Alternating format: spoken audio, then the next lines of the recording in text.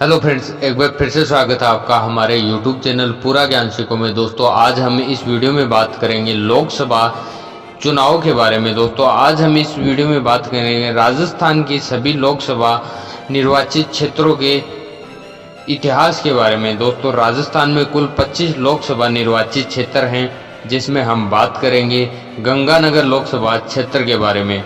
दोस्तों, गंगानगर लोकसभा क्षेत्र उत्तर भारत में आता है और गंगानगर लोकसभा क्षेत्र की स्थापना 1952 में हुई थी। दोस्तों, गंगानगर लोकसभा क्षेत्र के अंदर 8 विधानसभा क्षेत्र आते हैं, जिसमें सादुल शहर, गंगानगर, करणपुर, सूरतगढ़, रायसीनगर, संगरिया, हनुमानगढ़ और पीलीबंगा शामिल हैं। दोस्तों, आपको बता दें कि वर्तमान सांसद यहाँ से निहाल चंद मेघवाल हैं, जो कि भारतीय जनता पार्टी के हैं। और आपको बता दें कि गंगानगर लोकसभा क्षेत्र में सबसे पहला चुनाव 1952 में हुआ था। आपको बता दें कि दोस्तों, 1952 के चुनाव से लेकर 1971 के चुनाव तक यहाँ पे जो सांसद रहे हैं वो पन्ना लाल बारूपाल रहे, जो कि कांग्रेस पार्टी के उम्मीदवार थे।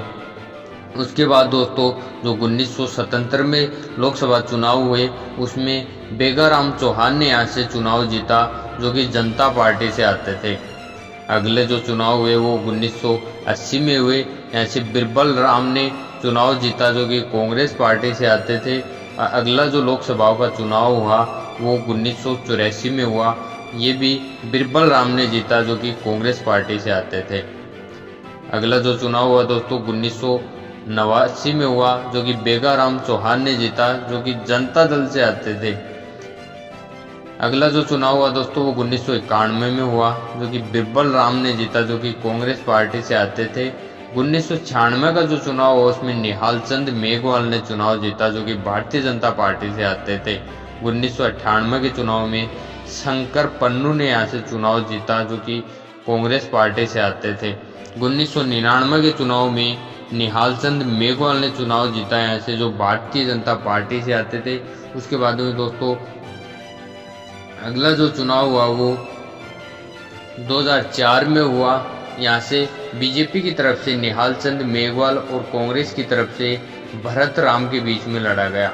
अब यहाँ 2004 के चुनाव में निहाल चंद मेघवाल को 3,31,475 वोट मिले और वहीं कांग्रेस के उम्मीदवार भरत राम को 3,24,082 वोट मिले। इस प्रकार 2004 लोकसभा गंगानगर क्षेत्र का चुनाव बीजेपी के उम्मीदवार निहाल चंद मेघवाल ने 7,393 वोटों से जीता।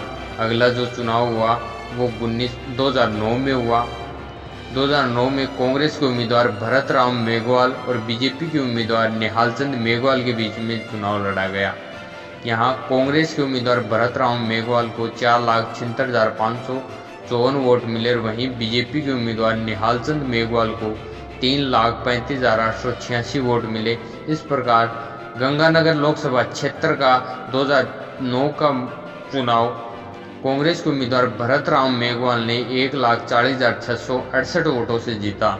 अगला जो लोकसभा का चुनाव हुआ दोस्तों वो 2014 में हुआ। 2014 में मोदी की लहर चल रही थी, इस वजह से यहाँ से बीजेपी ने चुनाव जीता। यहाँ बीजेपी के उम्मीदवार निहाल चंद मेघवाल और कांग्रेस के उम्मीदवार भंवरलाल मेघवाल के बीच में मुकाबला हुआ। निहाल चंद मेघवाल जो बीजेपी के उम्मीदवार थे उन्हें 6,58,130 वोट मिले और वहीं कांग्रेस के उम्मीदवार भंवरलाल मेघवाल को 3,66,379 वोट मिले। इस प्रकार 2014 का चुनाव भाजपा के उम्मीदवार निहाल चंद मेघवाल ने 2,91,741 वोटों से बड़ी जीत हासिल की। अगला जो चुनाव हुआ दोस्तों वो 2019 में हुआ। 2019 के चुनाव में निहाल चंद मेघवाल बीजेपी की तरफ से और कांग्रेस की तरफ से भरत राम मेघवाल के बीच में मुकाबला हुआ। यहाँ बीजेपी के उम्मीदवार निहाल चंद मेघवाल को 8,97,177 वोट मिले और वहीं कांग्रेस के उम्मीदवार भरत राम मेघवाल को 4,90,199 वोट मिले।